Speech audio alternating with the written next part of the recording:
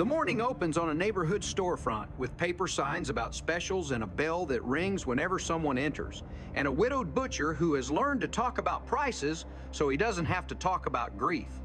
He leans on memory the way he leans on the counter, steadying himself with numbers and the comfort of familiar customers, until Edith walks in and turns the transaction into conversation. She asks after him as if kindness were a habit you keep sharpening, and he answers with the kind of half-joke people use to signal that the ache is still there, but it won't swallow the day. In their exchange, you hear the thesis of these chapters: ordinary words exchanged in ordinary places can carry extraordinary weight. She buys, he raps, the bell rings again. But the conversation doesn't really end. It migrates from the shop to her living room, where coffee and an old songbook create a bridge he mistakes for an invitation. When he arrives at the house that evening with a rib roast and polka memories, there is genuine warmth in the welcome. Edith's voice, the piano's slightly off-key charm, a chorus of tunes from a younger world, but there is also a boundary that must be kept. His loneliness speaks first. It calls her Liebchen as if language itself could make the leap. Her answer is firm without cruelty. She returns the oversized gesture to its proper shape, lets him go without humiliation, and keeps intact the marriage that makes her generous spirit possible in the first place. The dignity she protects is his and hers at once. From there, the story narrows to two men in a storage room with a locked door and the night for company. The setting is utilitarian shelves, crates, a window, painted shut, a register that somehow never balances, but it becomes in the way good comedy can, a pressure chamber for truth. Archie and Michael have been circling each other for years, with formulas, one wielding jokes like a shield and the other carrying arguments like a toolkit. Being trapped removes the audience and the exits, and what remains at first is performance Archie's tall tales about rescue dogs with brandy casks and churchmen who would sign the expense report, Michael's exasperated lectures about logic, fairness, and the questionable ethics of using Noah's Ark as a blueprint for modern life. They get colder, they try a stuck window, they invent plans that collapse as soon as they are spoken. And then, because there is nowhere else to go, they talk about names and who gets to hand them out. Archie insists on a taxonomy of sameness, a tidy arc where everything pairs off with its own kind and nobody questions why. Michael points out the prejudice dressed as tradition, and instead of landing a punchline, he lands on a question. Archie can't dodge. How did you learn to believe that? The answer arrives in a story that sounds like a joke until it doesn't. A father comparing his son's brain to a bird's, a backroom decision about which child gets a future and which child gets a shift that never ends. The insult was delivered decades ago, but the men in the room can still hear it.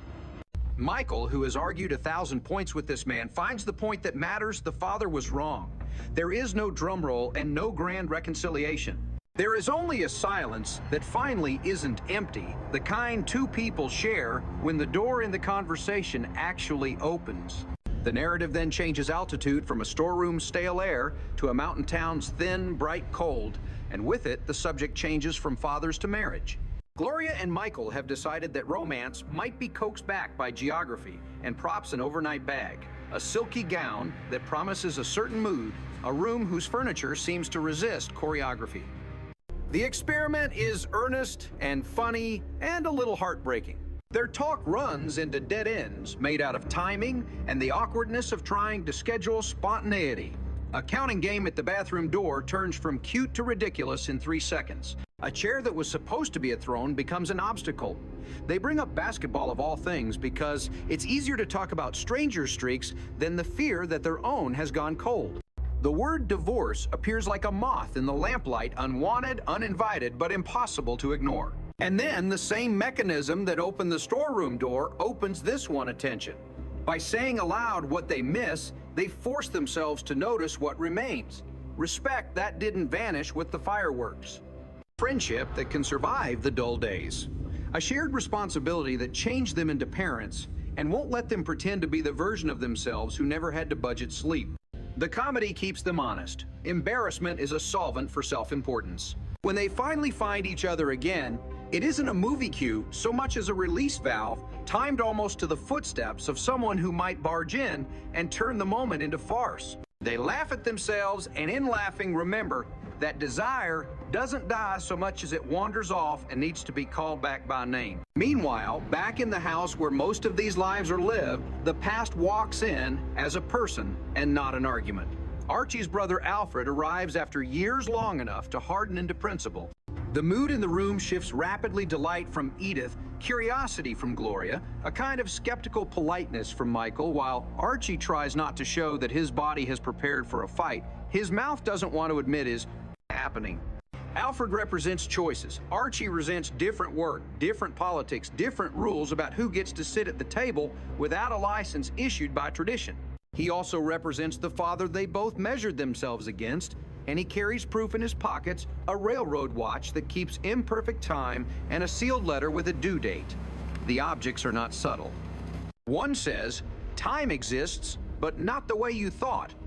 The other says, wait before you learn what you think you want to know. Their first conversation is brittle and mean in the way only family fights can be, full of tiny old stories promoted to exhibits in a case that can never be decided.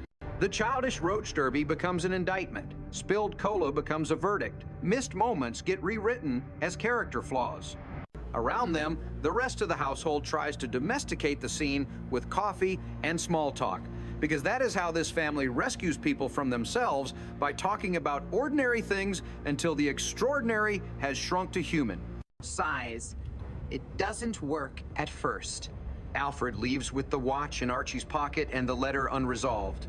When they meet again on neutral ground in a bar where familiar labels line up on shelves and men learn how to make bravado look like comfort, the talk improves. Alfred tells the truth about the funeral. He was too drunk to bear it, but not celebrating.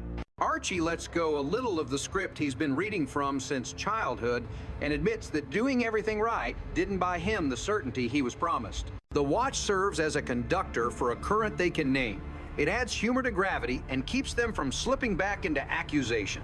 The letter is a pause button both of them secretly need. If they open it too soon, they risk letting a dead man's phrasing start a whole new war. If they wait, the living might finish the sentence in a better way.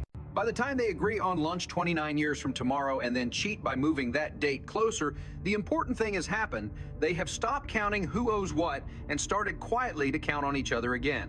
Threaded through these events is a chorus of details that make the neighborhood feel like a character all its own. Songs from an earlier era leak into the present and change the temperature of scenes without asking permission. Old standards carry nostalgia that is both comforting and treacherous, a soundtrack for the idea that the past was simpler because it was yours. Food functions as a language that speaks when mouths can't manage the right words. Pork chops and rib roasts, coffee that keeps getting poured and repoured until someone finally says the thing that needed saying. Work is never far away. Time cards, cash drawers, the practical arithmetic of keeping a household solvent, and with it the politics of who gets to decide what counts as respectable. Archie's fondness for categories and borders is not without reason. He survived by following rules. But rules, as these episodes keep proving, break when they try to contain people instead of protecting them. Archie himself changes in small, detectable ways. The storeroom confession doesn't turn him into a different man. It turns him into the same man with a memory that has finally been taken out of its case and examined in the light.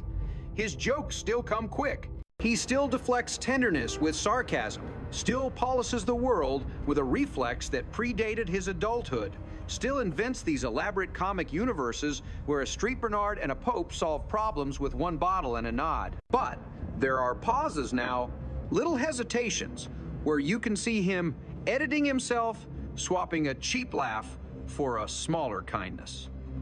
He comforts a scared friend even as he mocks the language of fear, and the contradiction doesn't cancel itself out. It reveals that he is learning how to hold both truths at once. Michael notices and quietly plays along, easing off the righteousness when it is not needed, bringing it back when it matters. Edith remains the center of gravity, the one who can make a compliment out of an odd metaphor, and mean it, who can tell a man no without implying that he is less, who can keep a home humming with songs that are sung badly but together. Gloria becomes fluent in a new language of marriage that doesn't require fireworks to prove that the room is warm. The symbolic objects do a lot of narrative work without ever feeling like they were planted just to be decoded. The watch, stubbornly inaccurate, is faithful rather than precise. It demands maintenance. It rewards attention. It is beautiful because it belonged to someone imperfect. The letter is a lesson in delay, teaching everyone involved that sometimes knowing is not the same as healing. You can learn a fact in a second and still need weeks to become the person who can live with it. The butcher's gift that had to be returned becomes, in hindsight, a kind of parable about the difference between generosity and obligation, kindness and consent. Even the motel's wrong chair and the silly counting game at the bathroom door do something important. They show that intimacy is built out of 1,000 minor negotiations, and that losing patience over the wrong chair can be a stand-in for losing patience with yourself. When the maid almost interrupts at the exact wrong moment, the scene flirts with embarrassment on purpose. A good joke here is a safety valve. It lets the pressure out without blowing the whole system.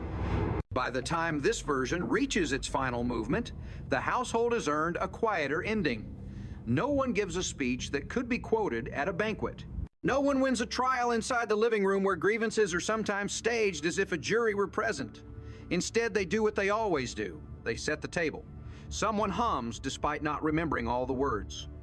The adults trade jokes that have been told too many times but somehow sound new when repurposed as reassurance.